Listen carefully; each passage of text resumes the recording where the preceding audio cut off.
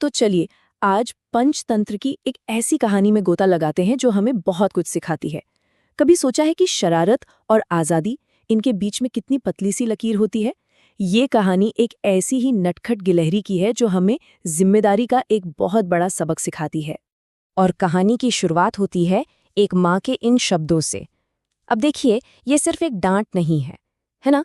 इन शब्दों में प्यार भी है, चिंता भी है, और यहीं से हमें इस माँ बेटी के रिश्ते की पहली झलक मिलती है। तो चलिए मिलते हैं हमारी कहानी की हीरोइन से, चुनचुन।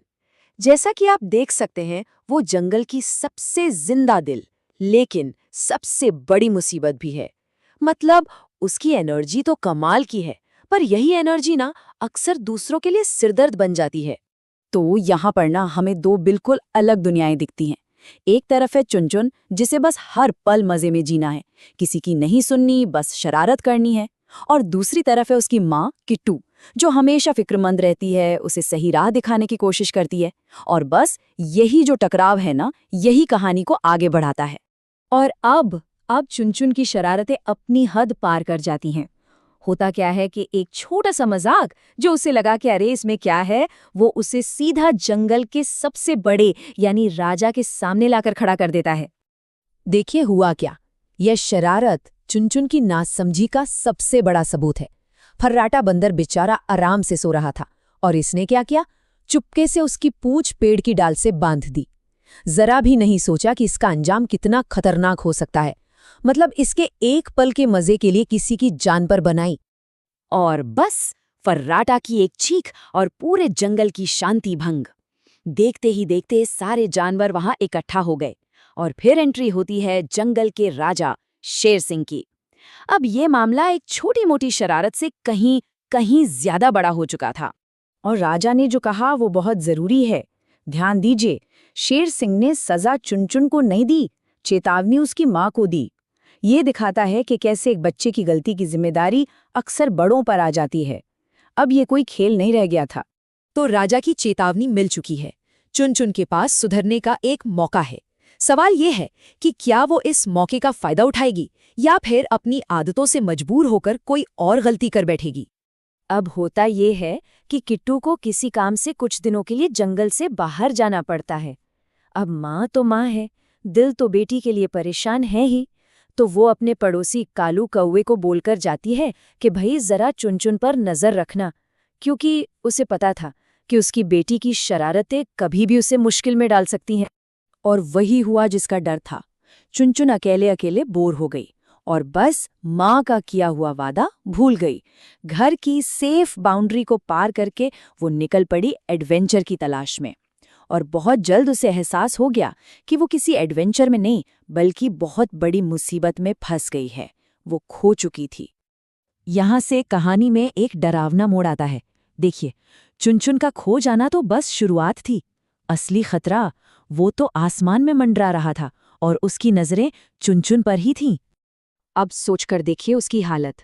दूर दूर तक कोई नहीं जिससे वो रास्ता पूछ सके। वो उस बड़े से जंगल में अकेली, एक छोटी सी जान, मदद के लिए कोई आवाज नहीं। हर पेड़ एक जैसा, हर रास्ता अनजान। उसे कोई नहीं दिख रहा था सिवाय एक के।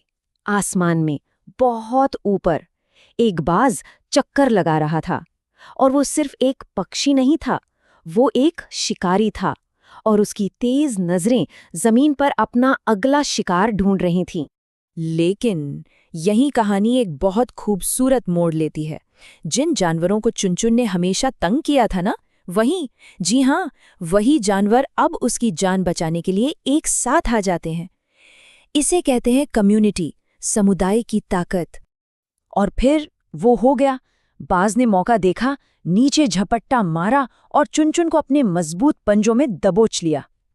बस उस एक पल में चुनचुन के लिए जैसे सब कुछ खत्म हो गया।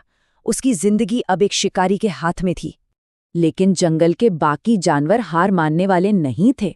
ये रेस्क्यू मिशन टीम वर्क की एक मिसाल है। हवा में कालू कौवे और मिट्ठू तोते ने बाज पर हमला कर दिया, अपनी चोंच से मार मार कर उसका ध्यान भटकाया। और ठीक उसी वक्त नीचे जमीन पर बाकी जानवरों ने मिलकर पत्तियों और घास का एक नरम सा जाल बुन लिया।